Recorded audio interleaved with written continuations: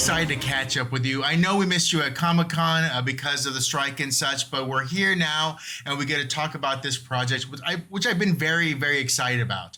I'm a friend of Bruce Boxleitner, and he is. So you're the friend. I know we had a friend. I'm the friend. Yeah. Well, he has a couple friends. He has cowboy friends, and I'm one of the others. So I'm not the tougher cowboy ones. I'm the softer, talk old movies kind of guy, kind of friend. You're just saying that to convince me that he has more friends. Okay, so I'm a friend of his wife. So let's move on from there. Sure. So what I do want to say though is he's been giving me little hopes and dreams for a while now about what's coming. Of course, you've been releasing a lot of stuff on Twitter as well.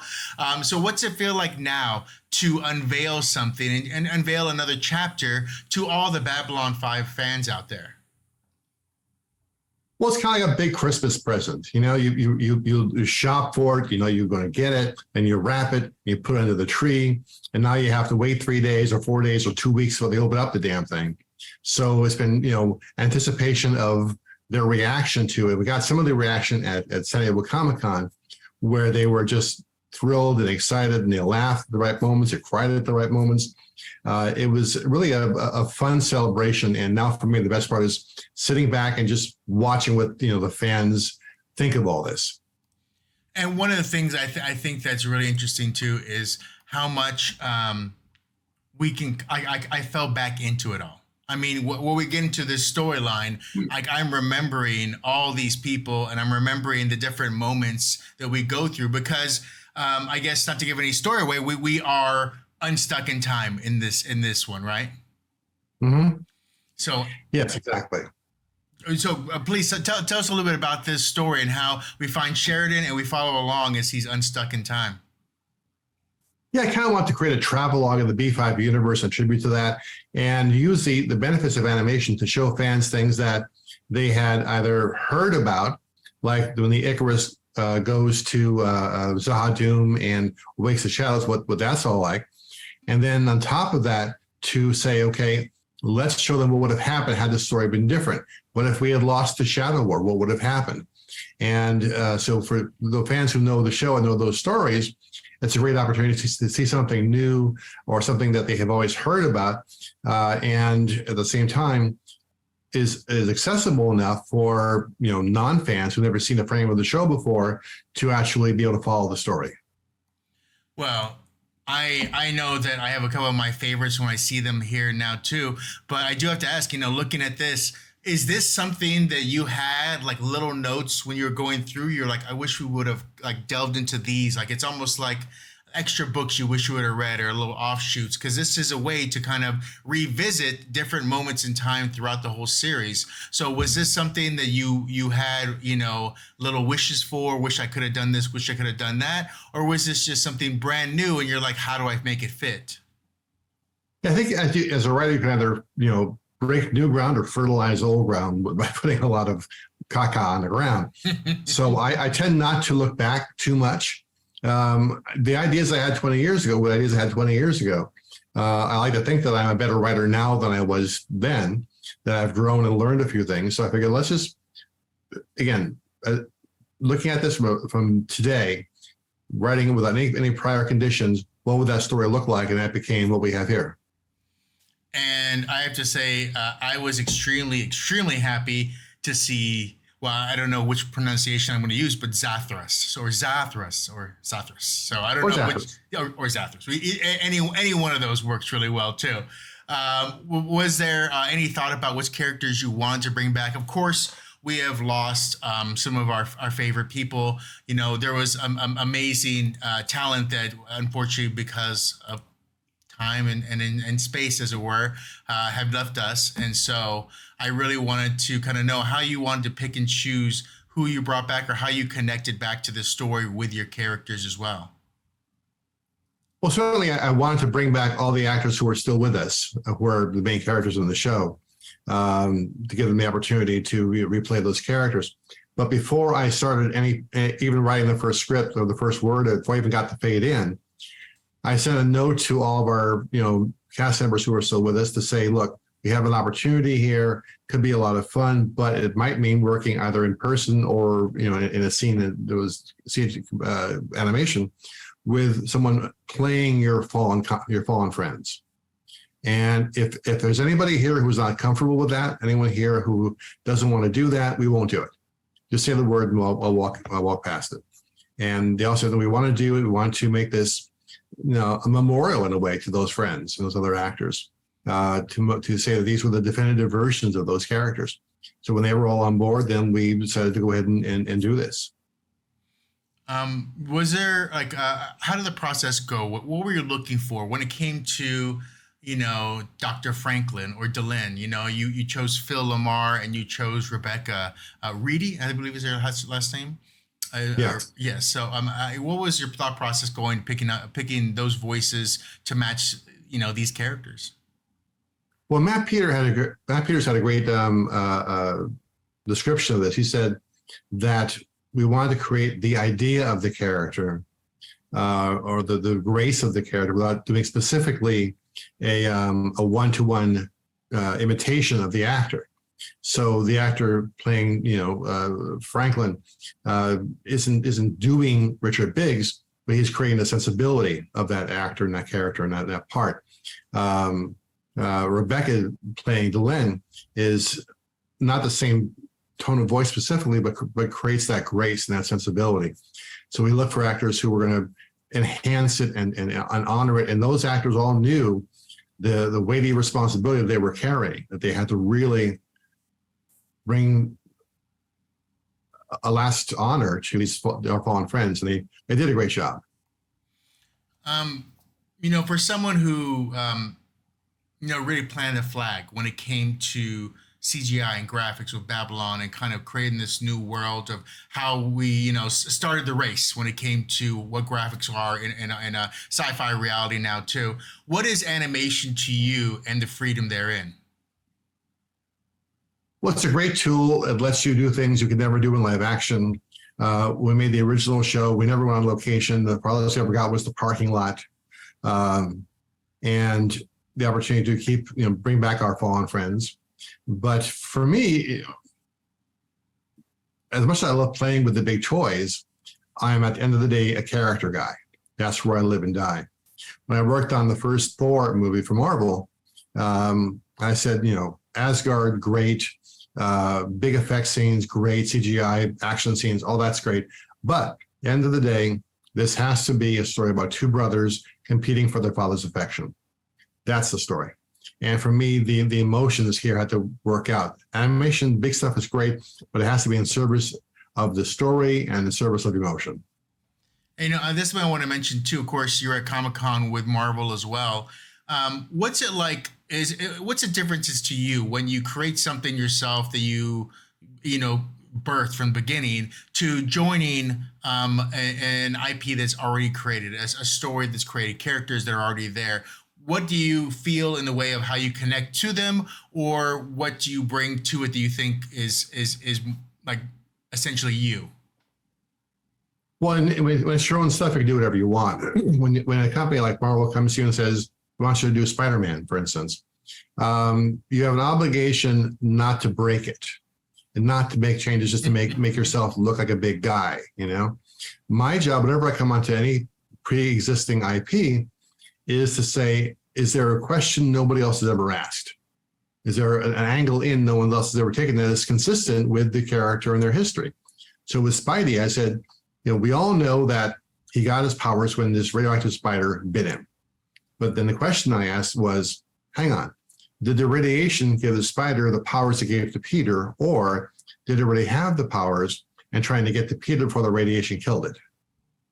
Because the second one implies intent, and intent opens up a whole range of things, which ultimately gave birth to the Spider-Verse. Right. But I didn't change the history. I just altered slightly, or asked the question, what if? Well, and what if is definitely Marvel's go-to phrase as well, one way or the other. The one thing I did enjoy too when I watched this was I also kind of took a little peek at the audio commentary, which is on this too. And you talk a little bit about how your writing has changed over the years Do you think that you now would be writing something different than Babylon 5 if you were pitching an idea out there, or would you pitch it differently? Do you think? How do you think the writer now is?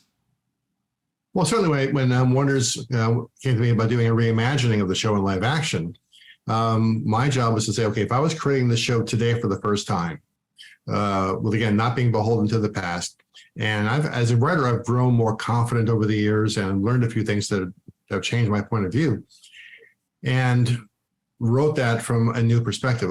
I started out thinking that everything was about plot. As a writer, all writers do that, make that first step. It's all about the MacGuffin. Then you realize, no, it's about character and who these characters are, and then plot is a subset of character. No, I'm wrong. It's a few more years later.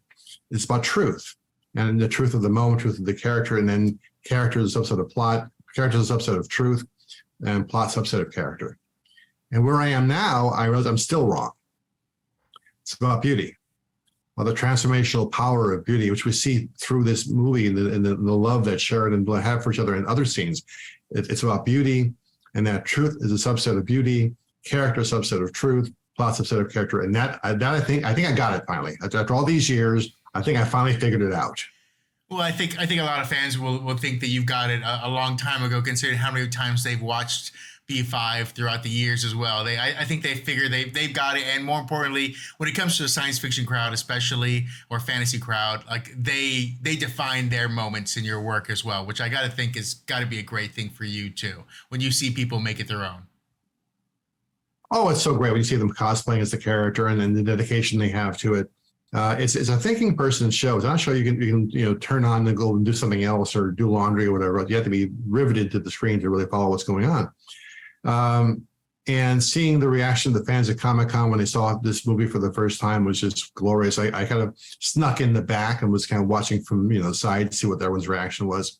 I was terrified. And to see them making it their own and the perspective of absorbing it and taking it in meant a lot. Well, one of the things that, of course, has been a big kind of like out there moment, kind of something that we're waiting on is, B5 itself, all the different things we've had. We last went to HBO Max, which is Max now, and we got a chance to see it in a different light. We got to revisit it in its own way. And then we start to get tweets from you about possibilities out there too. Before we got to animation, there was talks with CW and things like that as well. Where do you see yourself on the road for B5, because we essentially follow along with you, like you're the protagonist fighting off the demons trying to get to the mountaintop, So where do you see yourself? The bottom of a well. No, hopefully, once the strike is resolved, the plan is to pick up the live action reimagining. So that's going to be on hopefully moving forward. If this does well, the animated movie, the plan is to do more of these. We'll have classic B5 in the animated series or movies, and then the new B5 and the live action version. But beyond that, I tend not to. I don't like to be being pigeonholed, right. And it's hard to get a moving target. So I'm doing Captain America for Marvel. I'm doing other projects. I might have a new novel coming out in January. So I try and never, just rest on one thing. It's always got to be diversifying, because one thing. When I came to LA, there were 10 writers I knew who were the big guys at that time, right, who all stopped writing. They couldn't sell it within 10 years because they said, this is the kind of story I tell. This is the kind of person that I am. And they defined themselves to death. And they lived in a box and they died in a box. That's what boxes are for. Right. And I don't want what happened there to happen to me. I want to keep moving and growing and changing and learning new things and taking experiments and failing from time to time, because if you're not failing once in a while, you're not doing it right. Right. Well, one of the things that is very interesting too is, as we see you move along with these characters for Marvel and other things you're doing as well, do you, in a world where there's, producers and executives everywhere, are they trying to get you to, do they want to put the spotlight on B5 still, or do they want you to create something new, a new IP they can go and, create toys with and do something else with as well? Do you what kind of things get thrown at you when you try to go into the room and say, this is what we're doing, or this is what I want to do, or this is the road I'd like to be on? Well, fortunately, I really haven't had a lot of producers confining me to just Babylon 5 stuff. They always want new stuff, and a book I did for AWA Comics is going to be adapted into a movie. Another one I did for them also for a movie for Apple. I just send them. So no, they aren't trying to push me into just doing V5 stuff. They know that I want to do more in different things. That's fantastic. Well, of course, the road home is going to be a lot of fun, but I have to say I'm also excited for this Blu-ray releasing December 5th, of course. The new episodes plus the pilot movie, The Gathering 2. Can you tell us anything about this? Like, what can we expect? You know, there's some information about what we're going to get out of it, but what has been upgraded, what hasn't, what's original, what do we, you know, where do we feel, or what's changing? Because there's people right there who notice there's 25 seconds extra here. There's 5 seconds extra over here, you know? So what are those things that some of the hardcore fans might want to know about? It's pretty much straightforward. They did the remaster for HBO Max. So these are essentially those episodes. When you transfer them to Blu-ray, it does, help the resolution, does help the image a bit. So the sound is better, the pictures are better. It's the authentic episodes in the original aspect format, aspect ratio. And there's the attachment of The Gathering as well. But that's all as far as features go to this one. It's just straight up Blu-ray transfers. Very cool. And so we still have 16:9, correct? We're not trying to stretch 4x4. No, 4x3. Yeah. No, 6:9. You're right. That's right. So, well, good. Well, I'm very excited for that, and I'm sure all the fans are too. More importantly, it was great to have an animated tale to kind of give us some more connection to some of our fallen friends and our long lost characters as well. I guess we'll see you in the funny pages or the comic books, as it were. And then we will look for anything else for you to be tweeting out there about the future therein whenever this strike ends and whenever we move to the next iteration. Is there anything else you'd like to tell the B5 fans out there as we close up this interview? Never eat anything bigger than your head. Never shoot pool at a place called Pops. Never eat food at a place called Mom's. And a fool won his money. We're lucky to get together in the first place. Well, you know what? Those are words to live by 100%. We'll put those up somewhere on a plaque. Until the next time, I want to thank you very much for chatting with me, and we'll make sure everyone gets a chance to go and purchase this Blu-ray 4K Ultra, whatever they want, digital, so we can get more of these stories too. So thank you very much. Thank you. Take care.